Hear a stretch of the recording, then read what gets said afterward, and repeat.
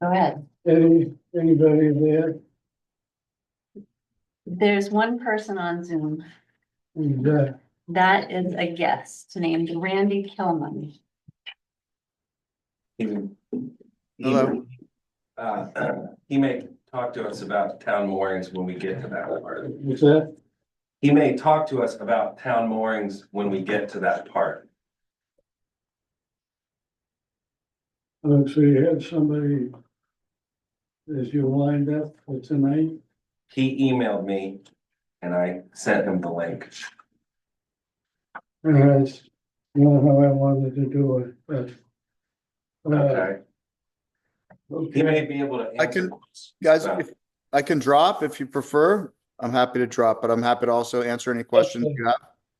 So as you wish. yeah, well. All right, we can, we'll do that when we get to that point, okay?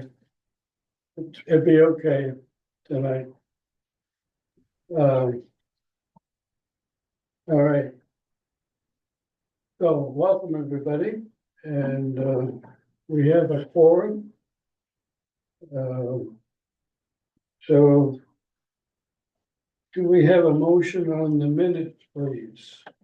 I move we accept the minutes of January 16th. I'll second that. Second, any discussion? All in favor? Aye. Yeah. Okay. Anybody wishing to address the harbor committee, I guess? No, you can do that when they get there.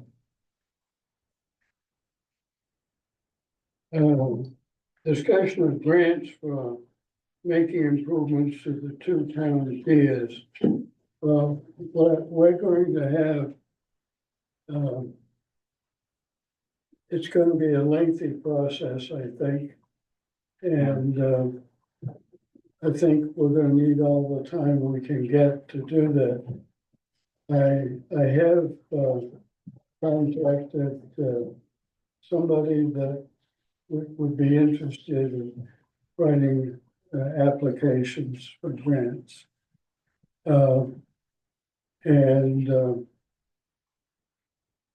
What I've done, I've taken, this is a copy, sort of a summary of, small harbor improvement program, so-called SHIPS. I looked at, the other ones that Greg sent us. He had a list of different options, and reading through them, I couldn't find anything that would fit without changing everything that we do. And this one, this grant is up to 250,000.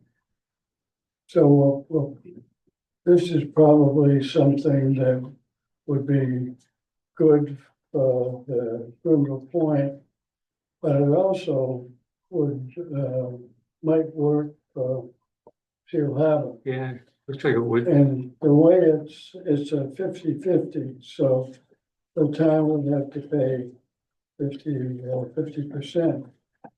But they also allow whoever's writing the grant, that's covered, their expenses are covered for the grant, so. Anyway, if any of you take this home, look at all the long lines of all these things are explained. And you may have a different opinion. But right now, this is the one that I would like to have us try. We have to get pre-qualified. So whatever we want to do, we have to call, say this is what we want to do, is this fit, yep.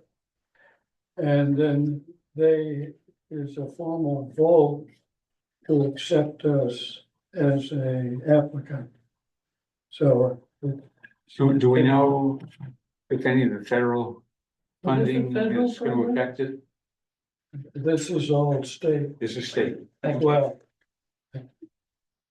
I say that, I'm never sure Yeah. today what, What's what, yeah. what's what.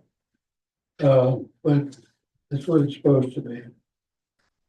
Ken, would this require us to, in terms of the 50-50 split, show that we have either projects already lined up that we're gonna do, clearly, which we do, but do we have to show that we also have the Right, 50% match, all like ready to rock and roll? Yeah. Or do we just have, or do they just say, all right, well, here's our 50%, you figure out the rest of it? right.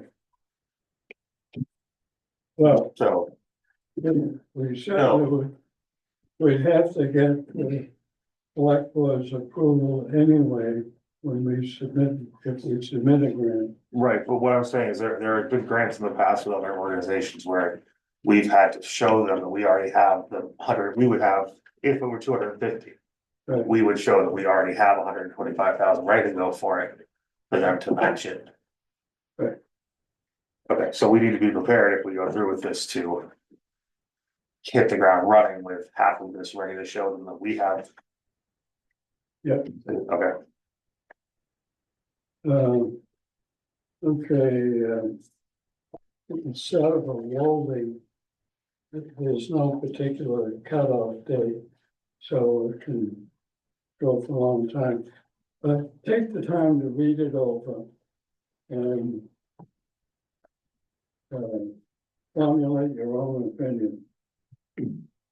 But if, well, we can get into the, I wanna skip by here just a minute.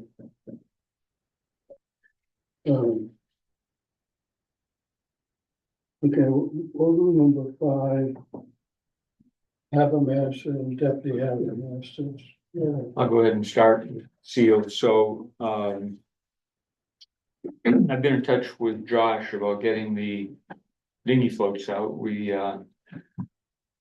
which should happen soon. There's a repair needed on the first float where the incline comes down, the hardware, the outer hardware is broken. So they're gonna beef it up and fix it. I asked Josh to put an additional mooring from now on the end of those first 3 floats that come out, which is putting too much stress from the west that keeps tension on that, so we're not putting all the reliance on that piece of hardware that keeps breaking. It's just gonna keep doing it, and that So which ends it on?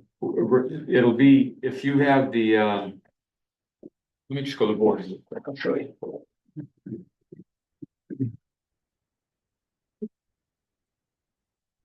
So here's your dock, incline.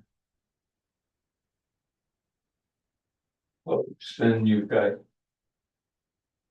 this line of floats coming out like this. And like this, right here, this point keeps breaking. And we put a mooring here, it's gonna go probably like this, something to put stress on this, so we're no longer relying just on this. You know, I think you get all the dinghies on there, especially if some of them they've got water in them, whatever, surging, it just keeps tearing this apart. So I asked him to put this out, stress it, he's gonna put the bigger incline. And right now, you know, these things are caulked like this. So this comes out to give us room at low tide to get dinghies by. So when we get the bigger incline, it's gonna straighten it. Put these out, put more in here. And that'll give us more room at those extreme tides to move in and out. So move the whole thing in. Move the whole thing out a little bit, yeah. And so this, I think we probably should have done this a long time ago. This really is needed. So, and then I've also asked them this line that goes. I don't like the arrangement here because it chafes right here a lot, so I'm gonna have them put something different here, and you know, we gotta do something better, because we get a bad storm, if that ever let go, that would cause a lot of damage. These have held fine all winter, you know, nothing shifted, everything's fine, so that is it. We've got the engineer coming out, the 23rd. That Ken and I will meet with, from the firm in Camden, that'll work on a design, you know, the plans that we can use to put things out to bid. They'll come out on 2 different trips. The first trip, do all the measurements and stuff. There'll be a second trip where they'll come out and do elevations. And we're gonna be, there's several levels of ADA access. So we'll, as long as we have the proper setup on the incline with the little, they call it the pad, you know, that moves at the base and at the top, and that the incline is built to spec, then that's pretty much what everyone's doing. That's what Belfast has. That's what most of the communities have. The top tier ADA, we'd have to have an 80-foot incline, you know, huge thing like Portland or Bangor might have, but we don't need that. But anyway, Ken and I will be discussing that with the engineer and options. I've asked them to give us different options as to material and of course price, you know, what's the, and longevity, maintenance, you know, just So what we're looking for right now is an estimate of what the engineering costs will be. We have to have some plan to go by to submit even for our application. yeah, And Janet has approved allowing us to use the incline of the well, a reserve fund, basically, a reserve fund, basically, that money out of that. the money, we've got $37,000 set aside in the event we have some problems with the floats of the inclines. She's allowed us to use that to pay for the engineering study. So that we're covered there. And also in the budget, we have 30,000 to put back in to that float and incline. I asked them for a price for the engineering. And until she comes out this first time, she won't give it to, they won't give it to us. This is the outfit that everyone's using in Camden, you know, was it hard? Gartley and Dorsey. Gartley and Dorsey. And they're pretty much the premier group that does most of the design work around here now. They've For done docks. most- Huh? For docks, Yeah, for docks. good. Yeah, and their work is beyond reproach. I mean, I've reviewed a whole bunch of them and this lady I talked to, she's an engineer and she was very knowledgeable. We spoke for quite a long time. So, Okay. Well, considering the weather, there's not much going on down in the docks anyway right yeah, now. right. It's a lot like Trump's tariffs. But we did talk to them about raising, you know, sufficiently raising the whole thing. We have a pretty good landing that Paul Grindle put in a few years ago to start from. But One of the, well, when we put that bulkhead in, that was the biggest cost to Yeah. put that in. That we put that up as high as we could put it. yeah, That may be a problem. I looked at it the other day. There's 2 ways of approaching it. One is you can span across that with a little riser to further back, or we could just put a few feet going up. Because we've riprap that whole area too, so we're not getting erosion anymore there. Because we were getting horrific erosion.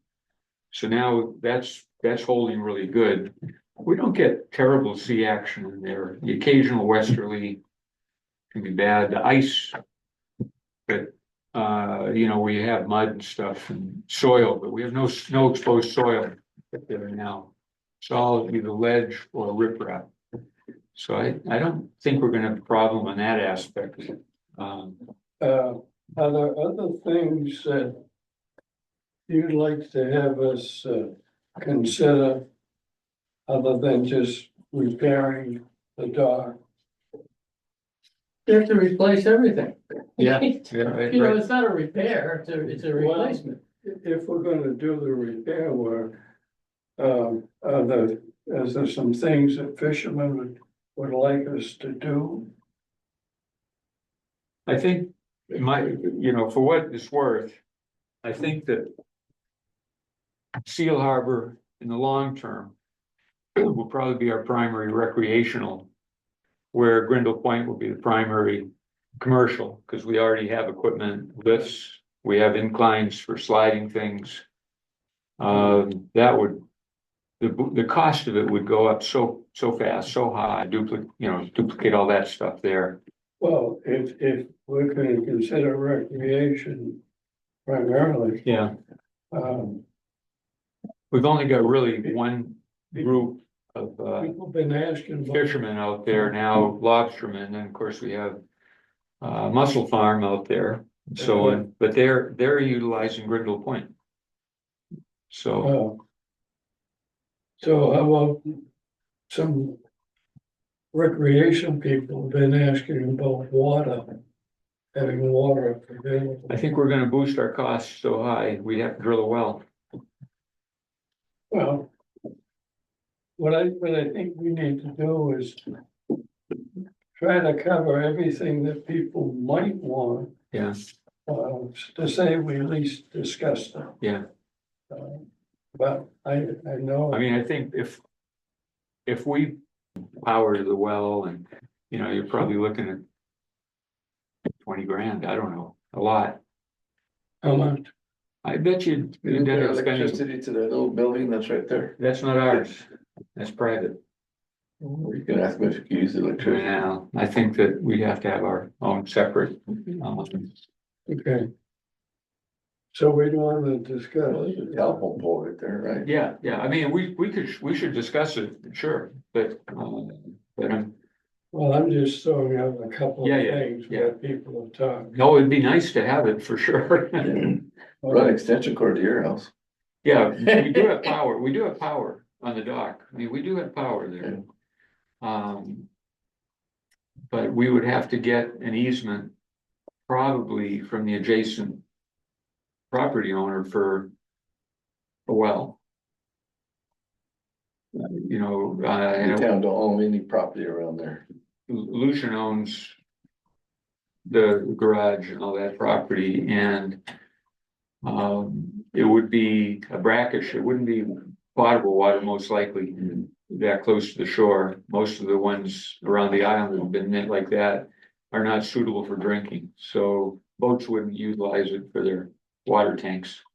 I don't think a well there would serve a great enough number of the population to justify the cost. Yeah. That's my feeling. I mean, yeah, it'd be nice to wash your boats and stuff, but in this climate right now, we're going into, I don't think it'd be palatable. Who has water available? Most people go, unless they know someone with a private dock, they go to Belfast or Camden, Rockland. Is there anything on the island? I don't think so. Dark Harbor Boatyard. Dark Harbor, Dark Harbor? yeah. Well, PYY has houses. Oh, yeah, PYY has it too. You're right, yeah. The other thing I've heard about is having handicapped accessibility floats.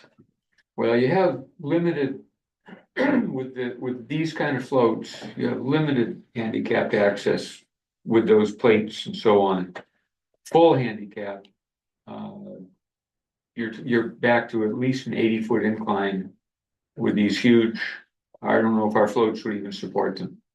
Well, there's all kinds of floats designed for floats.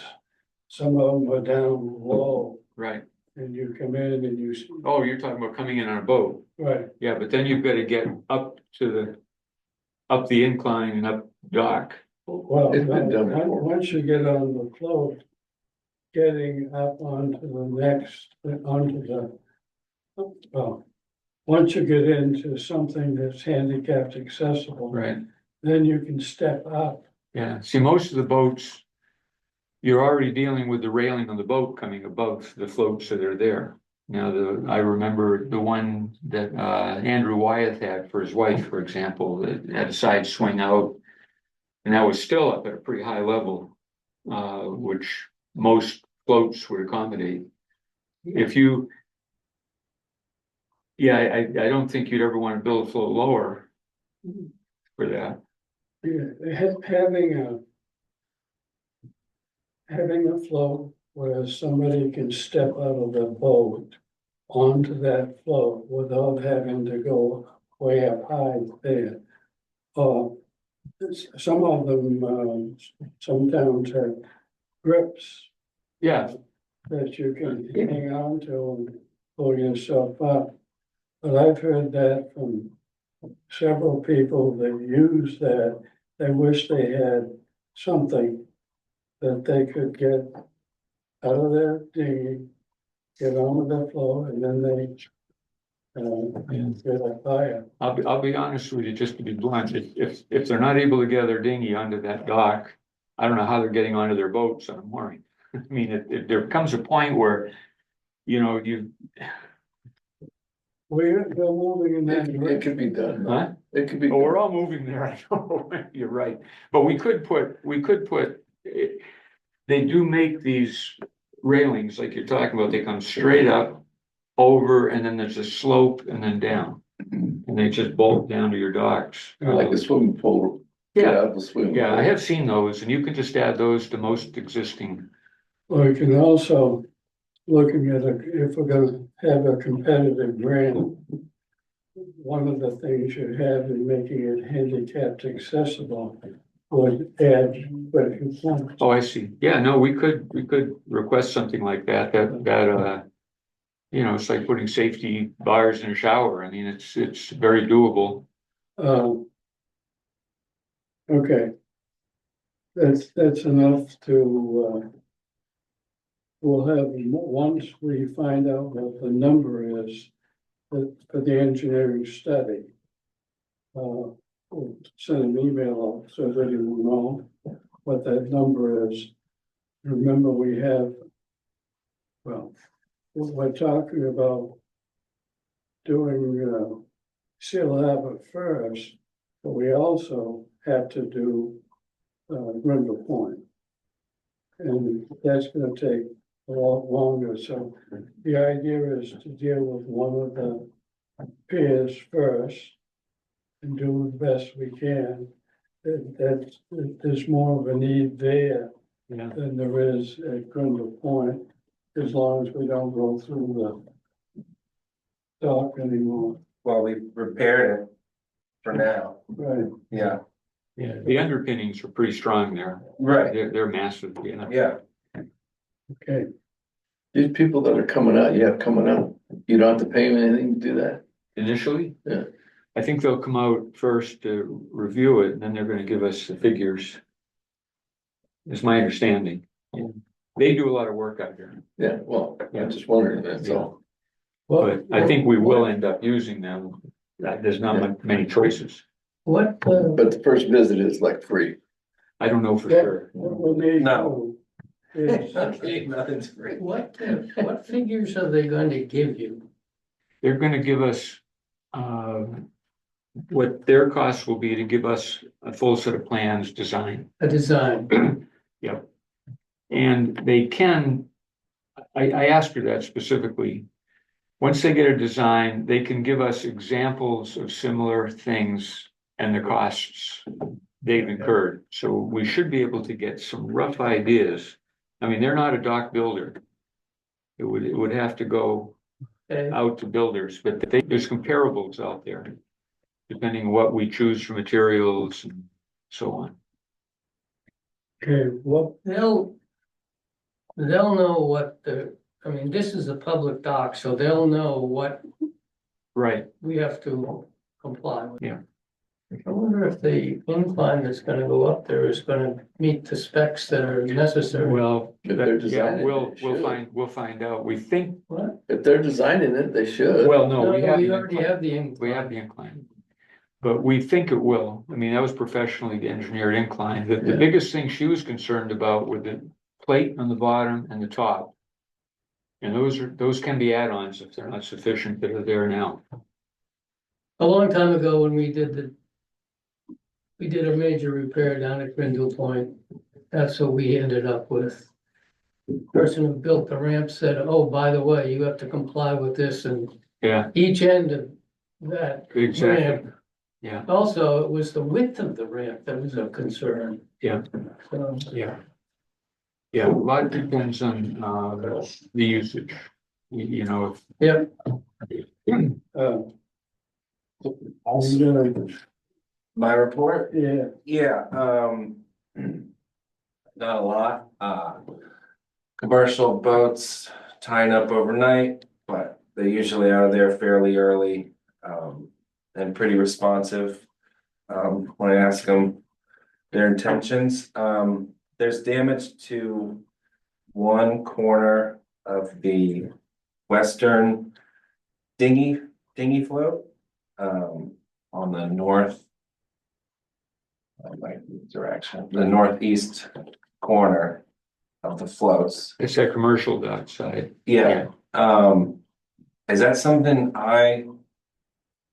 We call Christian and, call Christian and get that rolling? And Right. Just, I'll go to PYY and ask him. yeah, just tell them what when you needs to say be done. damage, what do you mean? The connecting plates to the dinghy dock. Where the pin goes from the main float to the dinghy, just come unbolted and, So it's hardware. yes. I thought somebody might have come in and rammed into, No, I don't think we have, okay. That's been a perpetual problem there. And Right. I talked to Christian about beefing that up, using something that wraps right around. yeah, and I just wonder if they didn't. Cause the floats went out, came out of the water, and then when they're back in, it seems to be the same, so maybe. I just need to follow up with them. Yeah. What else? The boat almost sank, but didn't. That's kind of an ongoing. Vessel that should probably be hauled. Derelict floats in the outer harbor are a concern. I think it's technically out of our jurisdiction, but I think it should be on our radar as that people are. Whether it's fishermen or townspeople, people get given floats that are about worn out and they don't realize. And they put them on a mooring. I think there's one in Crow Cove, and then those floats come apart, and then we have beams and foam in the water, and Yeah, we had one that went ashore in Crow Cove last fall, I guess it was, got disposed of, but well, there's another there's one. one, actually, I took the boat, went over there a couple days ago to look at that. I'm in communication with I know, All right, yeah. well, So that's gotta get out of there and get taken apart. that's sort of, let's see. There aren't many dinghies down there yet, so I haven't really been bugging people about their stickers, but I will. As they go in, talk to people. And, I don't know, I think things are all right down there. One of the fishermen suggested a washdown pump. Would be a nice thing to have, like a saltwater washdown pump. I don't know if that's a realistic thing. Yeah, I mean, most of them, don't they have them on their boats? Yeah, but on the pier, Oh, to wash the gear off when they're. yeah, Cause what a lot of the guys, I mean, they can use their boat one, the onboard boat what we're one, just, talking about. yeah. So that would be- Just use the onboard boat when they have to wash it, they make a mess. They suggest- No, I know, but the boats. just like the bait on the pier. Oh, I see what you're saying, up top. Yeah, Let's not forget that, topic, and we start talking about, really point here. sure. But yeah, things are pretty good, there. As more people are asking me about outhauls, I just tell them that's There's only so many, a gray area. there's only so much room that we have for them. Right. Can't put more. What's the grade of it? The outhauls. Oh. What's grade of it? Is, do we have any that are going away through attrition? At this point?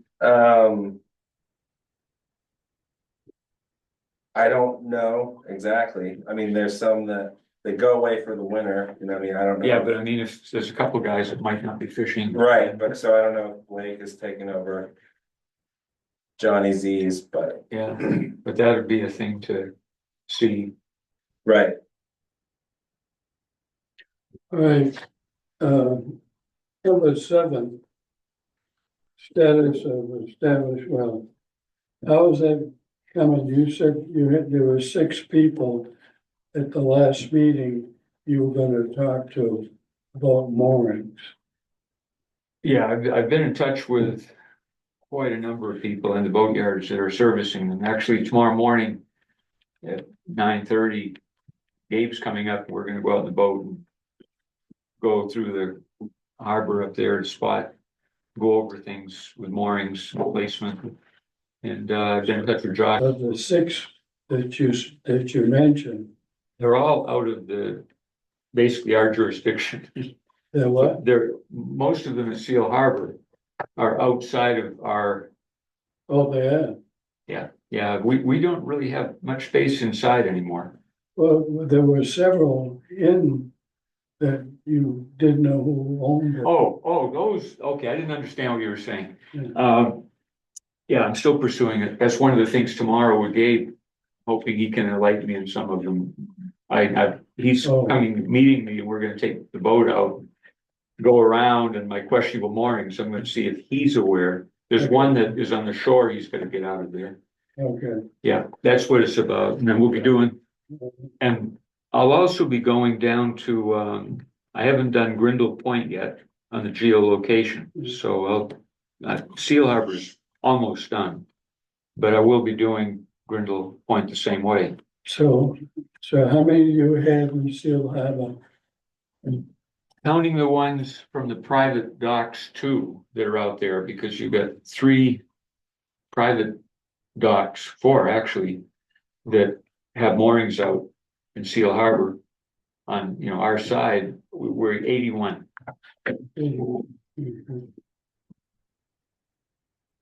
All right, so I talked with Shay some time ago about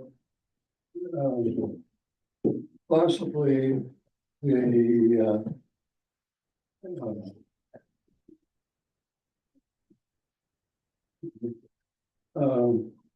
the boatyards having a software instead of having it come from the town. Yeah, Because the work will be done primarily by the boatyards. There's maybe a way to attach a fee for that kind of work. So that started when Dylan was at Habermas School, he ran into somebody that was promoting the software. And that's the same outfit that does Lincolnville, right? yeah, Yeah. Well, and then I talked with the harbor master in Rockport, which you met, okay, about her software too. So Shay and I listened about to get an idea of what one company can do in terms of, what kind of reports you get, whether it's automatic. And there's a big difference between, different companies. Some of them are really geared to a very large area like Portland, something like that. And then this outfit that you were talking to is fairly new on the scene. Yes. So, I'll let you go ahead and introduce the gentleman to kind of tell us a little bit about his software. Yeah, so at the Harbor Master Conference, I met Randy, who's with Town Moorings. And you know, for a few years now, it seems we've been trying to get our harbors in order, which Earl's working on with the drones and everything. But it seemed to me that with this software, we would be able to see everything. You can log in, check things. The boatyards could have logins. I heard about it from Matt Dean in Lincolnville. And when I spoke with Randy, we had a good conversation, and they seemed like it would be helpful to our situation. I'd like to see the whole island on the software, so we can at least account for the moorings. And I've been meaning to reach back out to Randy. He sent me an email today, so I passed on the Zoom link. That's as simple as how he's here today. This is all just so if you want to explain your software or talk to the committee here. Hi, everybody. Yeah, it is just a little bit of happenstance. I happened to reach out to Dylan this afternoon just to see how things were going, and he invited me to join the call. I'm happy to answer any questions, but by and large, there's a couple of 2 or 3 vendors out there. We are, as you pointed out, one of the newer ones, but I think that provides us an opportunity. We're very willing to work with our customers to build new features that they may need or add reports. Some of the other vendors are not as actively developing their programs now. So yeah, that's it. I had a couple discussions with Dylan about how we would go about cataloging the moorings and the floats and all that stuff. We've actually added a couple features to help with that. We can do it by looking at photos from Google Earth. We can also do it by pulling up alongside in the boat and hitting a button on your phone, which will add a coordinate for a mooring. So I know that's going to be one of your biggest challenges, kind of getting that cataloging done. So we're standing by, ready to help you guys with that if it's desirable. Randy, are you able to screen share what a Town Moorings page looks like? Absolutely. Sure. I can show you Lincolnville, since it's probably what you're most familiar with. Give me 1 second. Logging in there. So this is Lincolnville. I'm logged in as someone with sort of the harbor master level permission. They, have not cataloged all their moorings in terms of lat long, but the cool thing about the map. There we Here. go. Okay. Can you see it? Okay, great. Yeah. One of the cool things that people seem to really like is these filters that we have here.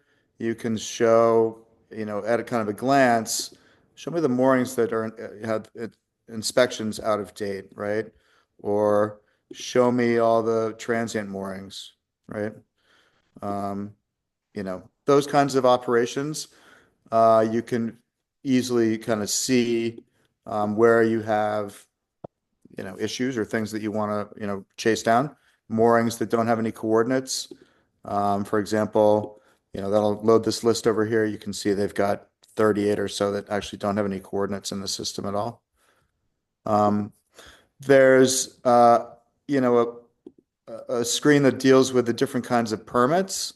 Lincolnville is actually a good example. We added some new permits, or a good example of, us doing new development work to accommodate our new customers. But, commercial tour and passenger boat permits, commercial pier use, bait dealer. There's a whole bunch of permits that, they had that none of our other customers had yet. So we went ahead and created those for them. Each permit has a sort of schedule of fees associated with it. So in here in this permit manager area, you can go in here and talk about due dates for certain permits, fines for not payment, or, those kinds of things. And each permit type you can kind of just configure yourself. And then, ultimately what a lot of folks try to do is they try to figure out what their, revenue is going to look like. And, different due dates have different, amounts of revenue associated with them. And you can see kind of who's paid what's, they've actually done very well. They've collected all but a small amount of, $1,500 outstanding. Many of those payments were just made by people online through the application. And of course, people can still send in a check or however they want to do it. We don't have a dog in that fight. We don't make any money off people paying online, but it is convenient. And many people like to do it that way. We have, as I met Shay at one point, we talked a little bit about commercial yard integration. Lincolnville hasn't set this up, but we can set it up so that the harbor master in the town can kind of collaborate with the commercial yards and the mooring inspection services and those kinds of things. So those people can have their own logins and they can see a subset of, the assets in the town. You can move your applications online. So if people want to get a new mooring, want to apply for a mooring permit, they can do it online. They can pay the $10 or whatever it is online. And it cuts down a lot on people having to print out PDFs and drop it off at the office and just sort of the overhead associated with that. You have all the waiting lists as well. So for moorings in Lincolnville, I think their main one is this Inner Harbor, but this can all be put up online again for the public to see. So you have a certain amount of transparency about where people are on the waiting lists and who's next and all that kind of stuff. There's all kinds of information about any given mooring. You can see things about that, like the ground tackle, for example, is available. You have stickers and sticker numbers, coordinates, all that kind of stuff that here's the ground tackle one, that, harbor masters and other people want to see. On the end user side, so as a person with a boat or a mooring, they log in, they see their vessels, they can update information about their boat, they can update their address, their phone number, those kinds of things. Certain operations go through, you can see here that in fact somebody's updated vessel information in Lincolnville, and you can see they changed they added the registration information. This is something that the harbor master would approve. People can't just make changes to certain things without kind of it being approved, like the length of the boat, for example. But it does give the citizens or the end users, a nice way to interact with the system. What kind of reports can you generate? Right now we have the expired inspection report, the unassigned moorings report, user report, and pump outs. We can do, there's payments that aren't necessarily under the report section, but and we're happy to add reports, whatever you guys would like, either in sort of Excel format, We have a number of actually reports that are being created right now for Mattapoisett. They just wanted sort of Excel formatted reports that they could download and put in Excel and, tweak. Or we can do, pretty print, PDF reports or HTML reports or whatever format you want and whatever data you want. Okay, so with the software, we're trying to reduce the amount of time on the office staff here. Also, we don't want to overload people and have them have some deputy harbor master. But if the boatyards were to do this, who would have access to that data? Well, that's a good question. So, I mean, first of all, I'll just say some of our competitors actually sell the data that they have in the system. We haven't hit a situation, and I know this kind of came up in our conversation with Shane. Kind of know you weren't able to make it that day, but generally speaking, the town views this sort of data in the system as their data. It's their permits that they're giving out and that sort of thing. I think we have a situation in Islesboro where some of the commercial entities are the ones who kind of hold that information right now.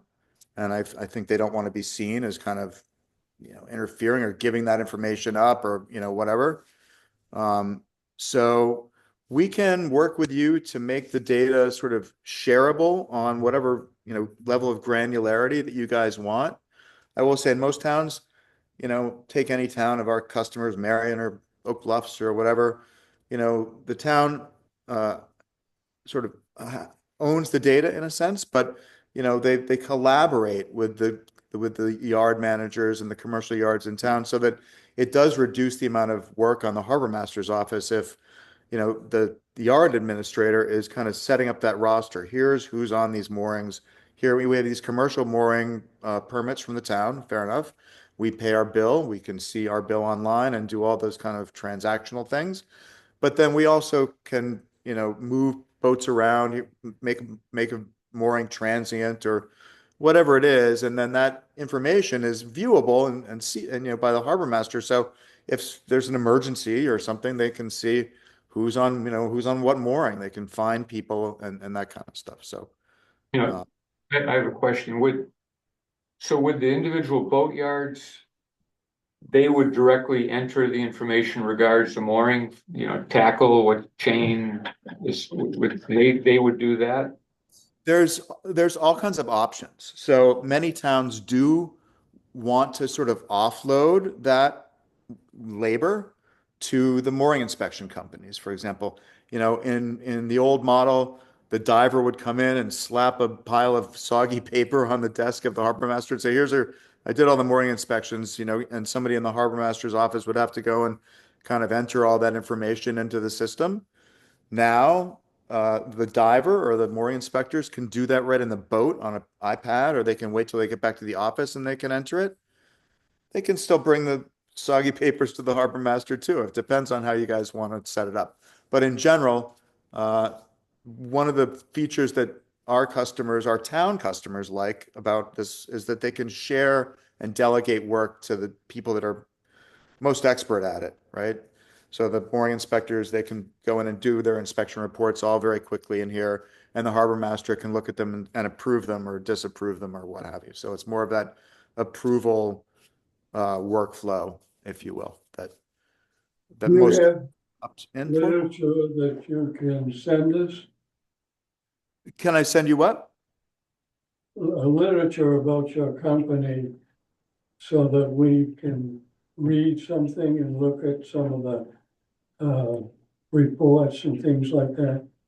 Sure, I'd be happy to share that with you guys. We'd also I'd be like happy to set up a demo or, set up a system for you. We could start putting your data in there. Sometimes it's easiest just to see your own stuff and get a sense of how it works that way. I'd like to know how you can go in and identify a mooring. Do you have to number each mooring?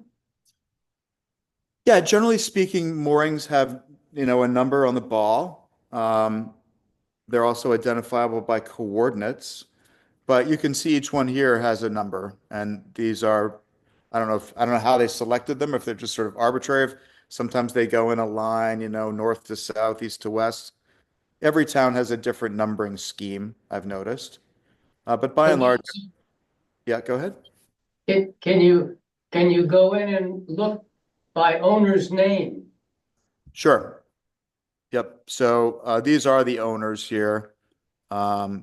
Just, offhand, but sure, you can see who's the vessel owner, who's the permit holder. Sometimes these aren't the same thing. Sometimes the permit holder is a commercial entity. Sometimes the vessel owner and the commercial entity are different. But yeah, you can track from any mooring who has it, what boat's on there. All that sort of information is right at your fingertips.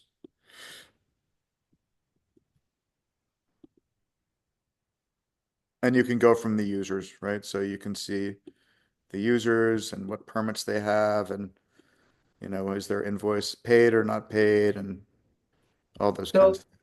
would it be possible to run this system without a number on moorings? Sure. Yeah, you put their name. Just a name? You can put whatever, it's just a random string of characters. You can put anything there.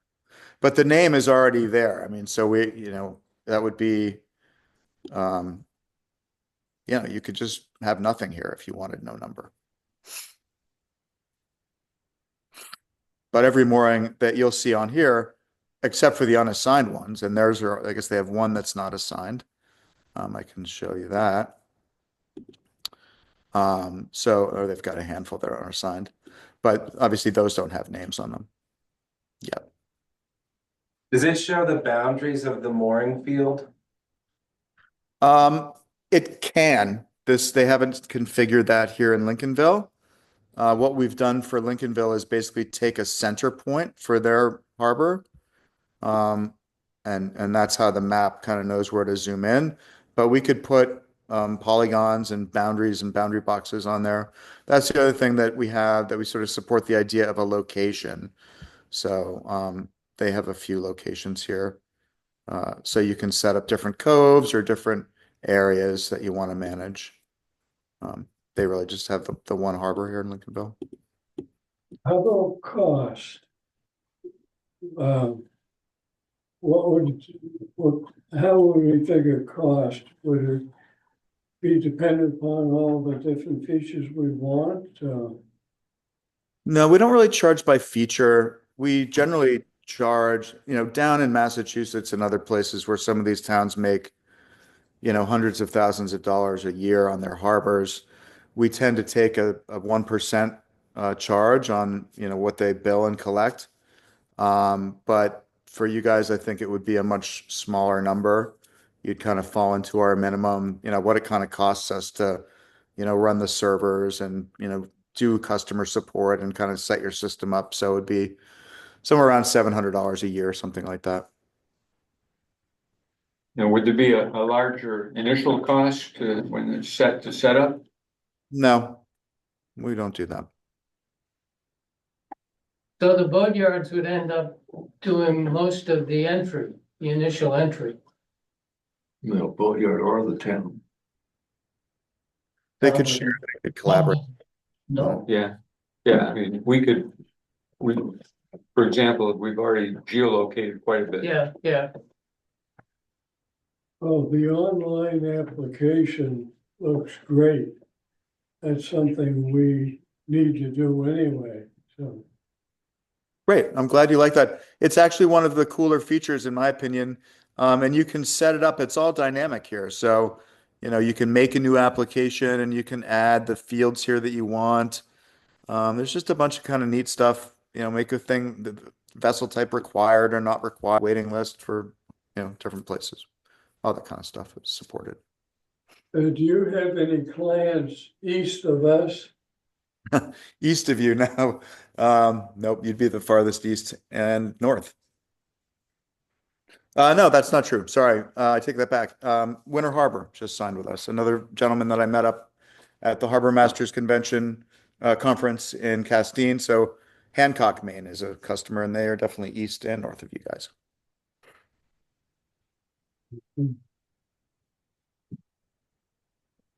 So be interesting to really peruse literature and it's interesting, yeah. Yeah, Yeah. where is your home office? I'm based out of Wellesley, Massachusetts, but I sail out of Rhode Island. Rhode Island, my goodness. We know it well. Okay, do you need an email address or? If I think I have your contact info, and I can send stuff through Dylan if you want, or you could give me whichever. Yeah, Yeah, I'd like to have it too. we're in contact. Yep. And, yeah, thanks a lot for presenting and thanks for coming. My pleasure. Have a good night. Thank you. Thanks for having me. Bye-bye. We'll be in touch. Question, with this system, the general public can't get in it, because I what if guess it there's could a, be either, I guess it could be either way, I a think. boat comes from somewhere else, like all the time and wants to moor on one of the moorings? I think it would just be the mooring in that case. They'd have to enter, that happens all the time. You wouldn't show every boat that came in and picked up a mooring. It was a different boat. And But that's- with that system, would they be able to get in there to see where, instead of having to call you all the time, say, I got this mooring number, I want to dock there. No, No, I don't think so. It wouldn't go through that. somebody on my border, Yeah, like, yeah, I mean, people call like transients. I get a lot of calls every summer. Is there any available? Usually, if there's some empty mooring, that we'll say, yeah, there's no charge, you can just use it because we don't do rental. Pete, what do you think about And they would trying try to to put what put size most of mooring this it is stuff too on in the there, right? boat yard? Yeah, that should show on the bulb. You know, Yeah. I think it's gonna depend on how you wanna make your money as a harbor. so that. If you put the responsibility off on the I have boat yard, you're South Carolina limiting your ability to collect more. I can't hear two conversations at once. I mean, yeah. I can't hear two conversations at once. I don't hear your back. That's the boatyards, when they send out a bill saying, you know, $50. The way this was posed, we're talking about you're talking about turning the management of the moorings fields over to the boat yards. They're already managed by the boatyards. Okay. Well. So, like- It just seems like if the more responsibility we give them, the less. You know. Well, we they have to already- stand. I don't, They already do that though. They already Okay. have that information. Like Jane, for instance, already has a sign in to town moorings probably for Lincolnville.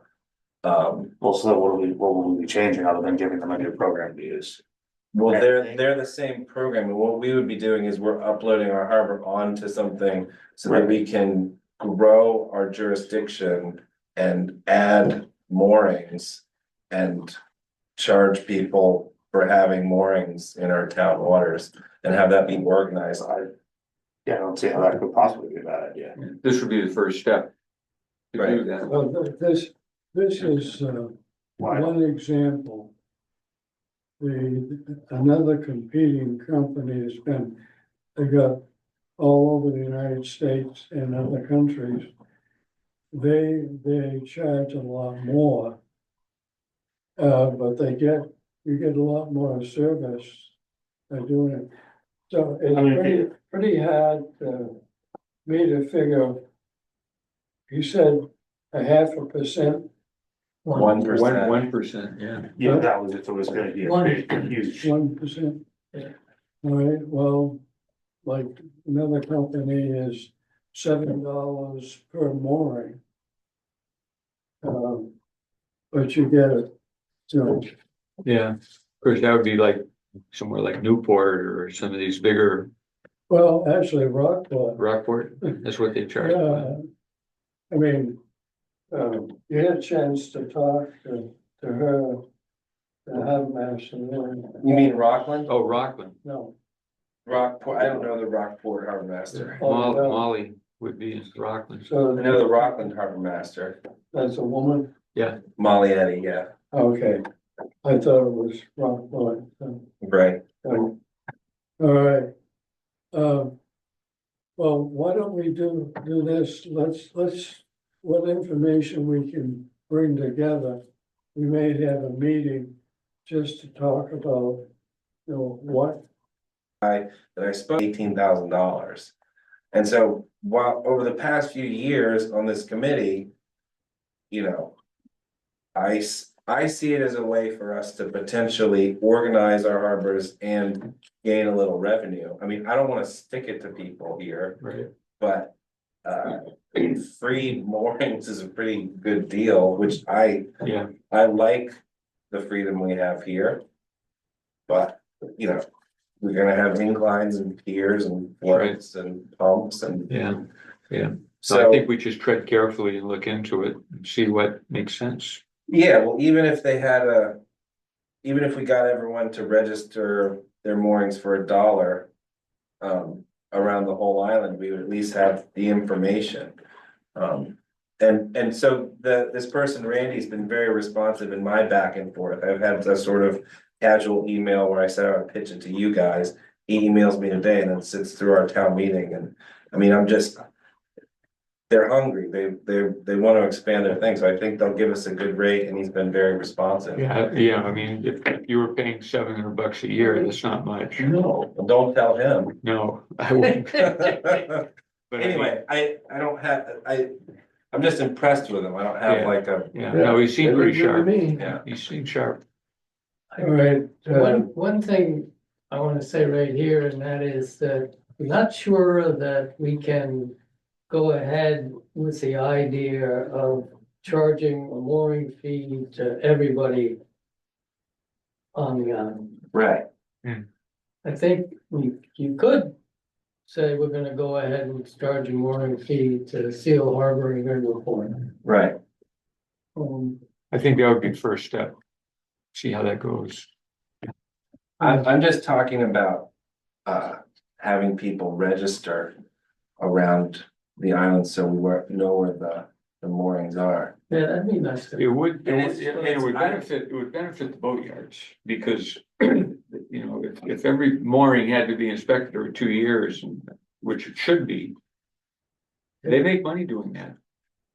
I mean, it's a little, I have a mooring in Lincolnville, and it's a little bit. Like they're on me about having it inspected. Which I haven't. I'm up on my inspections anyway. So I kind of see the annoyance of the customer side of things, but as far as all this organization that we talk about doing and we're working towards, it seems to me not that much of a fee for a handy service, and we could always cancel it if it, for some reason, we didn't like it. okay, number 9 on the agenda. Discussion of the process for which the town can legally address derelict duties, derelict floats, anchors of large vessels, floating in homes and other issues related to boating and harbor safety. 2 years ago, we had somebody that came to talk to one of the harbor committee members and suggested that who actually was a harbor master somewhere else. He was staying here. He said the town, the select board needs to have the authority to deal with these things that we have listed here. Right now, there isn't much of anything the town can do. Suppose you wanted to add another mooring field somewhere. Prepare Dark Harbor somewhere. The town doesn't have any authority to go ahead and do that. So he was suggesting that the town's attorney ought to give the select board the wherewithal, the language, and then the select board can go before the townspeople and explain what they want what they wanna have, and why they wanna do. I wish I had written some of the stuff down that the guy was talking about, or even who it was, but I think Dave Petzel was the one that told me about this guy. And I think he was also on the biking committee, Oh, so. Narrowing it down a little bit, but. the derelict floats are a problem. I mean, Right. the one thing I see is in derelict floats, I think Dylan and I both concerned that the fishermen are through with a float or recreational floats, rather than having to pay to dispose of them. It's easier to say, oh, you want this float? And someone grabs it thinking it'll be a great thing to put out there, and there's usually a reason they're being replaced. And Right. we've had numerous problems with that. We had a big problem a year ago with the guy. It took some time to get it dealt with. And I don't know what authority, other than in the organized harbors, that we have. I assumed, and I may be wrong, that the harbor master had the right, if it's a hazard to navigation or potential hazard to navigation, to force someone to do something with it. I could be wrong. I'm not sure. Well, if you did that. It depends on who you do it to. Yeah, That guy shows up with 5 lawyers. Yeah. To appeal that decision. We're trying to prevent that kind of stuff, and it's not clear. Even when we asked the town's attorney about your authority, what's the harbor master's authority, what it had to do with the floats coming in.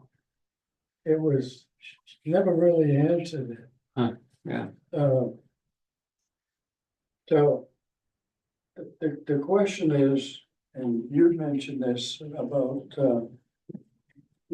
I like Bar Harbor with the boat traffic they have there.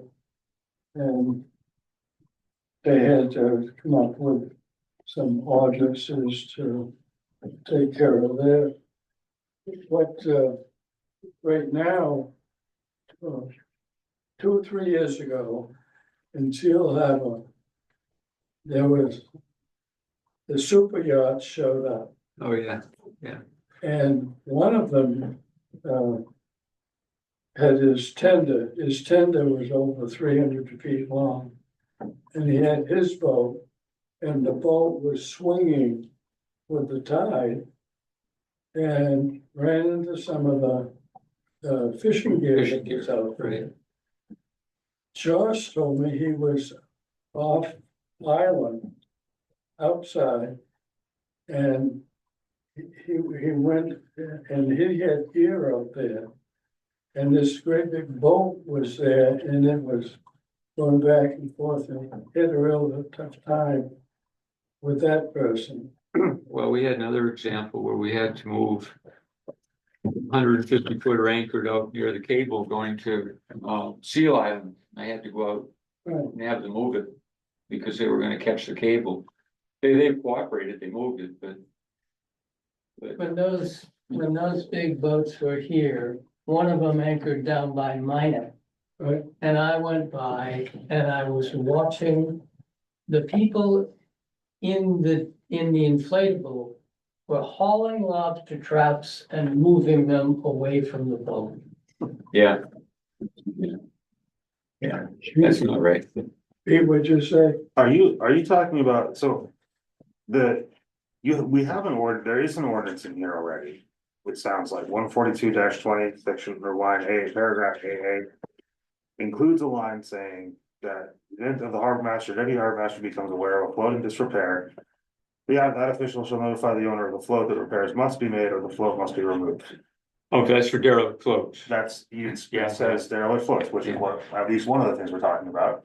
Right. So what are you looking for from that for clarification? Are you Well, looking for, because it sounds pretty much like that, you have the ability to tell that person to fix that float or get it out of there. You can tell them it needs to be done in. Within what geographical zone. That's what we could, you're- that's what we you could need clarify. clarification on. That's what we The could actual clarify. And so, for example, Bucks Harbor, which I don't know, some of us are familiar with, but it's sort of shaped like a donut.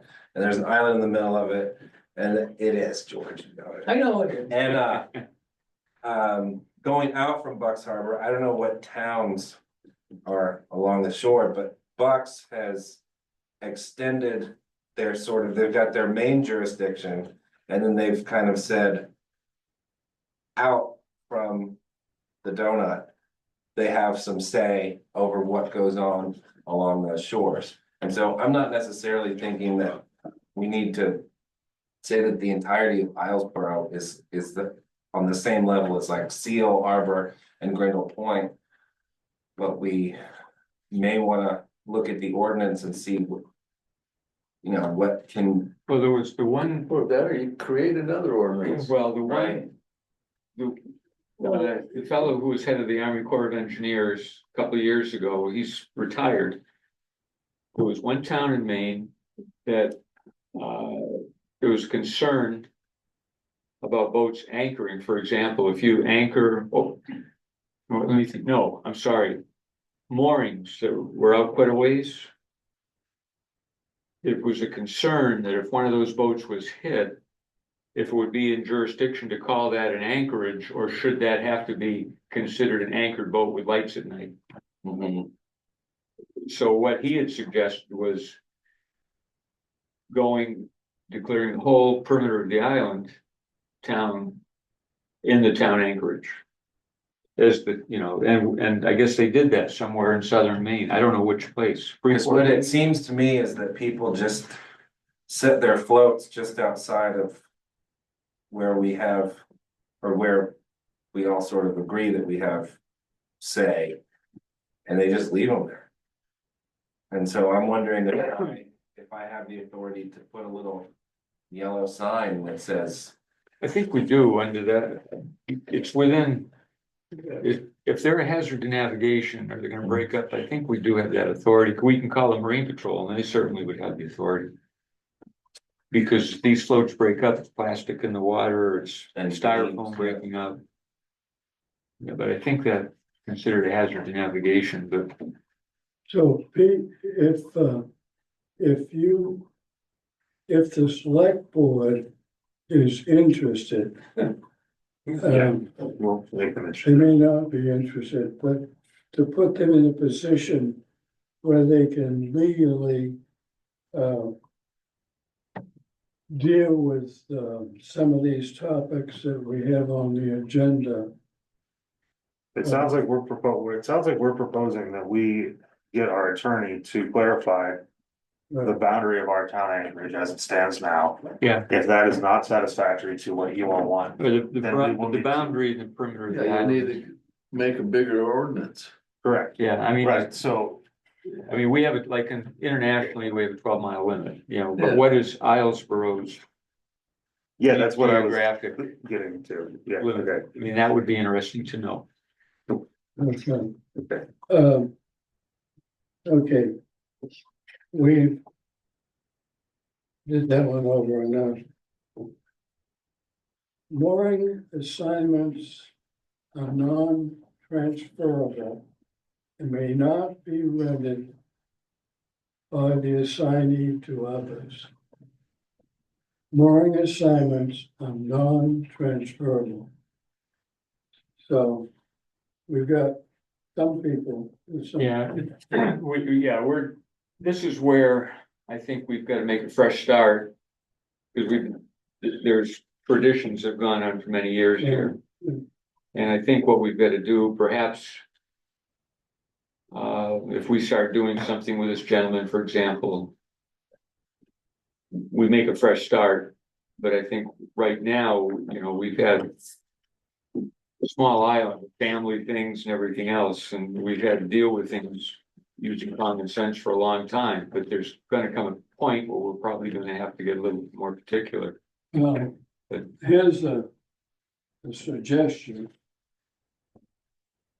This is the ordinance.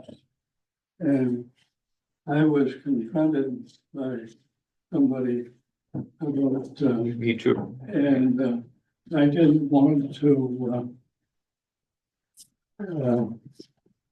I just offered my said, I said, here's somebody that wanted to, just go ahead and take over a mooring.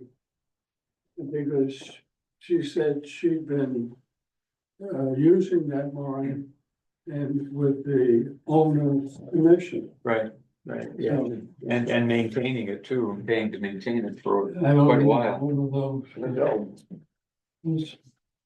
Well, thank you. Imagine that. Yeah, yeah. I did this in red. Yeah.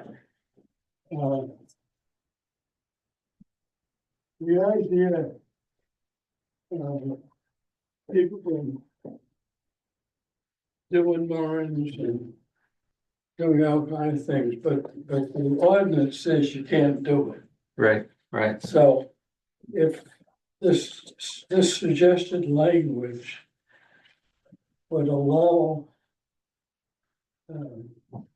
after they have to make application, because they will then be the owner of the mooring. And everybody that does that is supposed to make out an application. right, It's just my idea of. yeah, no, this probably makes sense. We've had I'll give you a generic example. We had a situation where primary owner died. Had moorings for, in this case, 40 years.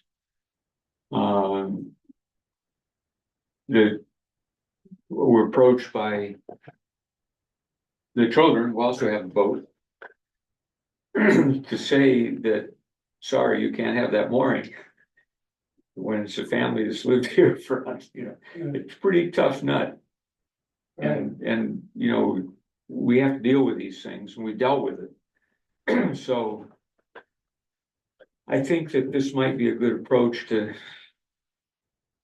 work. So right now, you don't have the authority to Right. do that. Right.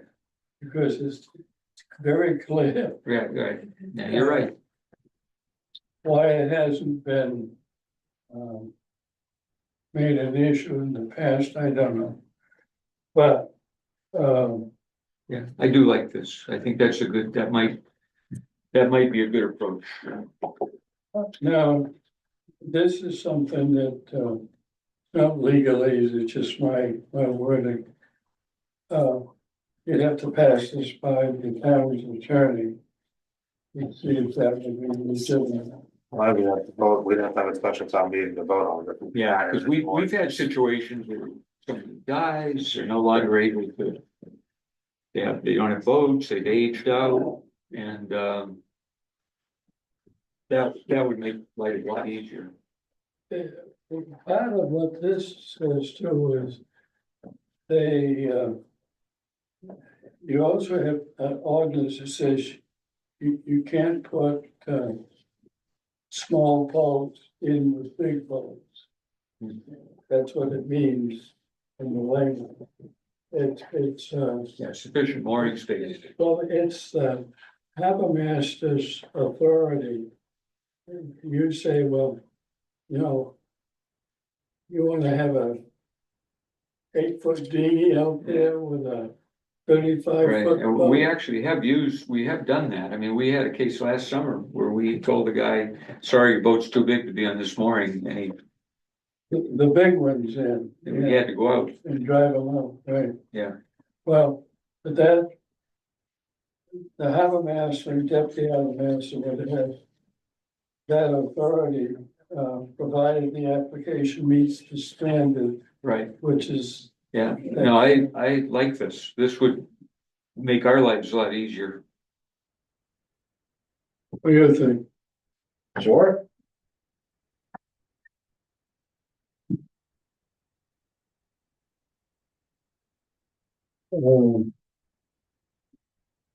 Yeah, I'd like to think about it a little more in the wording, but I think it's good.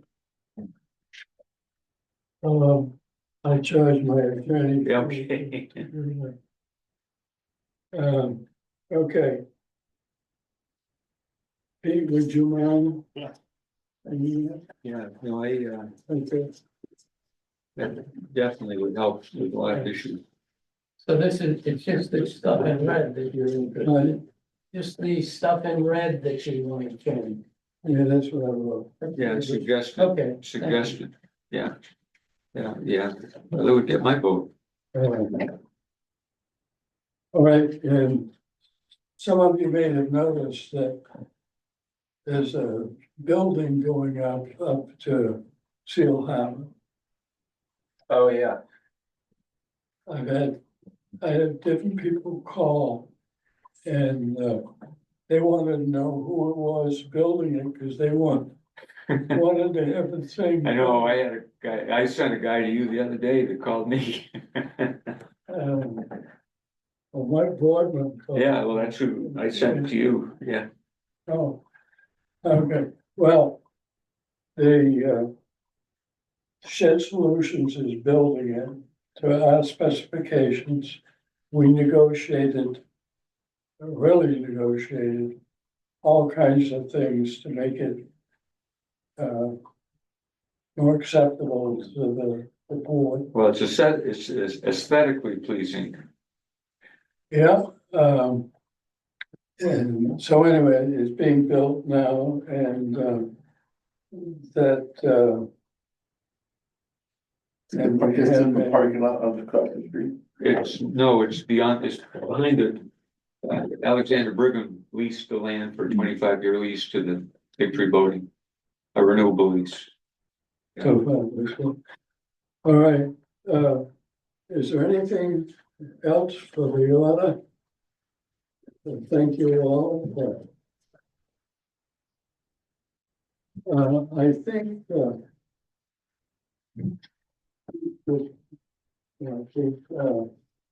Bill, he's gonna send you the stuff. I'm sure he'll email me. I can forward it. Yeah, you forward I can forward it to everyone Yeah. Okay, if you Peter, want. could you stay for just a minute after? and I thought we can maybe have a little dialogue between the boat guys.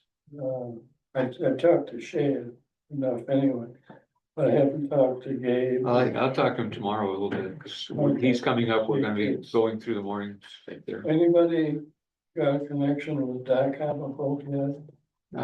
I know that, you know. I don't mind talking to the guy, he's a nice guy. Okay. I'll try to read who it is. Curtis Speed, Oh, Curtis Speed, oh, okay. I will try to talk to him a little Yeah. bit, so. yeah, he seems like a reasonable All fellow. right, so we have a motion to adjourn. I'll make that motion. Second. All in favor? Aye. Thank you all.